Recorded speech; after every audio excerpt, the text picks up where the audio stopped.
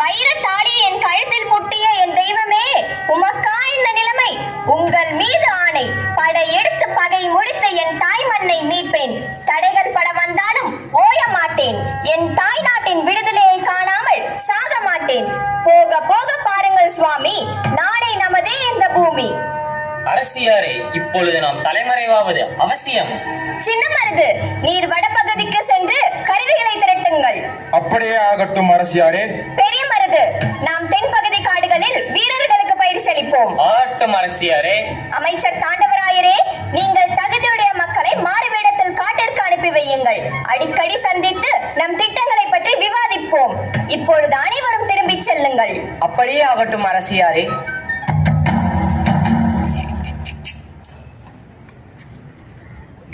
ஆங்கிலேயரை வெற்றி பெற மன உறுதி மட்டும் போதாது, படைபலமும் வேண்டும் என்பதை உணர்த்த வேலு நாச்சியார் மாமன்னர் ஹைதர் அலி உதவியை வேண்டி பெரிய மருது மற்றும் சின்ன மருதுடன் ஹைதர் அலியை சந்திக்க திண்டுக்கல் அரண்மனைக்கு செல்கிறார்.